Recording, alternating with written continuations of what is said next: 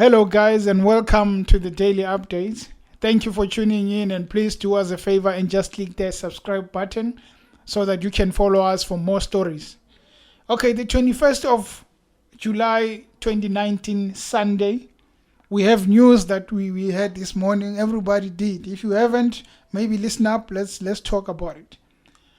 It's the news regarding Floyd Shivambu and Johann Rupert. Already, if you heard the two words, you already know that the two don't even mix. As according to the headlines that you hear every day, that EFF is against monopoly capital, and then the EFF associate white monopoly capital with Johann Rupert.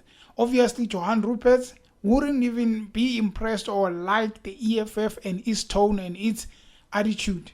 So obviously, if someone says Floyd Shivambu and Johann Rupert are friends, or they went to a drink together, to a wine estate together, you would be surprised and say, no ways. But here's what happened. The News 24 assistant editor, Peter Dudoit, obviously, he is writing a book called The Stellenbosch Mafia. The Mafia there. And then the title is The Stellenbosch Mafia Inside the Billionaires Club. That's the whole title. It's not out yet, but it's coming out. Not sure when. In this book, apparently, there are a lot of dealings, the billionaire dealings, the dodgy dealings, their party life and all the money they spend. The meetings, apparently, is going to publish those things. We are yet to hear about it. Hopefully, when it comes out, we'll understand what's going on. So, but one thing that was quoted from that book is the apparent friendship of Floyd Shivambu and Johann Rupert. Already it's a white monopoly capital, and the EFF, those who are fighting for a black child, for poor people. So someone would question and say, what are they doing together?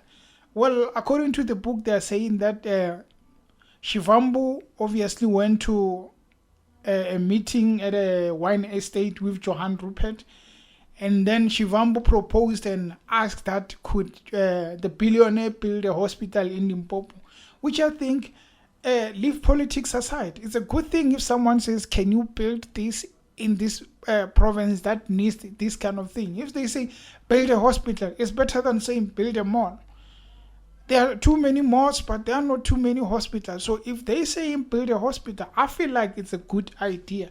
But you know why it becomes very interesting is the fact that on the media, we know that the two don't like each other, or they don't go along, because each time they're saying that Ramaphosa is captured by white monopoly capital.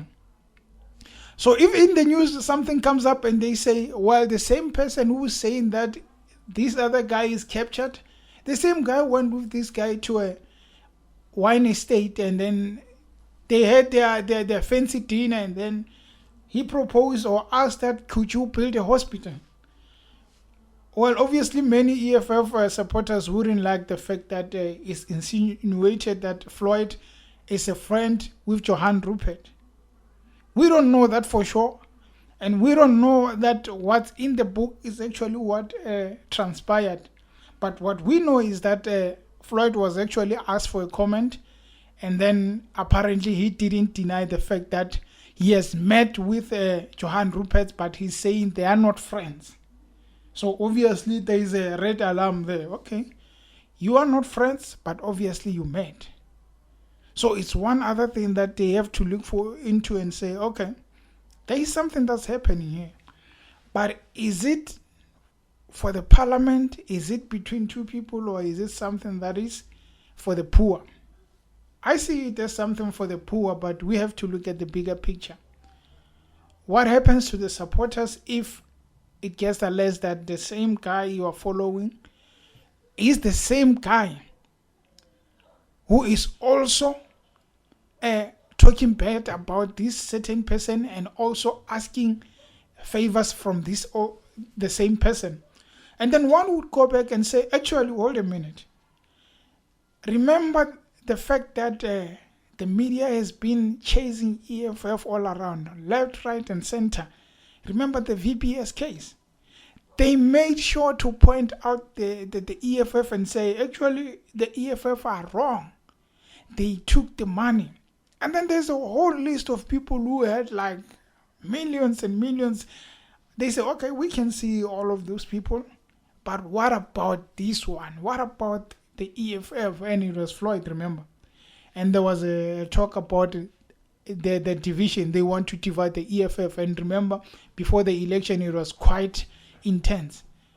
Court battles, left, right, and center. There would be releasing media pieces saying that actually the EFF received this and here's the bank account. And then it came strong, and then we passed the election. Actually, EFF didn't decrease their votes. They went up. Slightly bigger margin if you look at their history and how long they've been in existence. But if we look at the fact that the media is always chasing the EFF, and the EFF is also loud against unfairness of the media, we could very well say, could we wait for this book to come out and make our findings or conclusion? Or should we obviously say, actually, if they met, it means that these guys are sold out. They portray a beautiful face in the public, and in private, they're actually sleeping with the same white monopoly capital that they're saying that people shouldn't follow. It's a bigger deal. I mean, like, let's talk about it. What do you guys think? Maybe you could comment on the comment section and tell us what you think. Obviously, the EFF guys wouldn't even want to talk about it and say it's something that they don't like, because, well, you can't be enjoying the fact that your leader has been with the same people they say you should bash. On the other side, the other guys who are against the EFF, they are quite happy.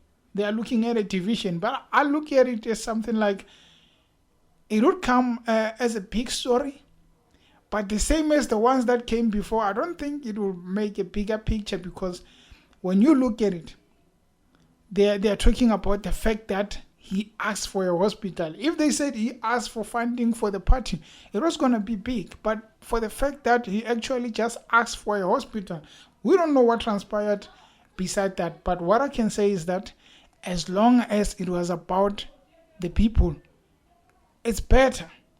The same Zuma that they bashed is the same Zuma sometimes they will say, we support this piece that he's saying.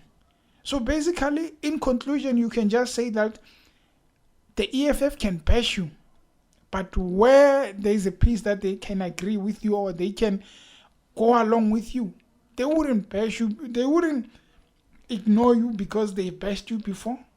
I see them in that picture, but would it be fair to the fans to say, you bash these guys, and then on the other side you do this? Should we bash when you bash and then follow when you follow? I don't know. Maybe you guys have a better view. Thank you for tuning into the daily updates. Please click the subscribe button and follow us for more. Thanks.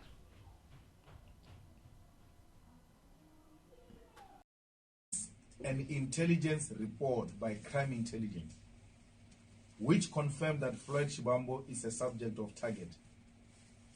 And they've even identified the person who have procured the killing of Floyd Shivambu. Till today, the minister has got the report. Till today, nothing has happened. There is a price tag on Floyd's head. The assassin went to Floyd. We reported the matter to the minister. Crime Intelligence has investigated.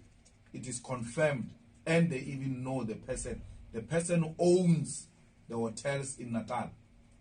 It's an Indian who has given a instruction for the deputy president of the EFF to be killed.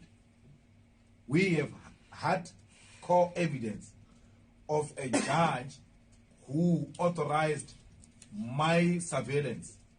My phones are listened to with a judge's decision, and I'm followed daily by state security, authorized by a female judge in Johannesburg, in Gauteng. How a judge allows this government of the day to follow a leader of the opposition. From the numbers listed are all the numbers I had in my entire life. All of them, they must be checked, including the latest number. So we don't just talk. Actually, we can sit with Andy because she's one of the objective few remaining in the journalism to give her the things, but she must not take because it's what do you call them? Those things of not classified. It's a classified information. We can show her quickly before we leave here. This is the stuff that came to us from state security, that there is warm bodies permanently on you. Your phone has got permanent residence. Can we also see it? Well, it depends, because Police van Veeg is also going to ask for it and we can't provide it.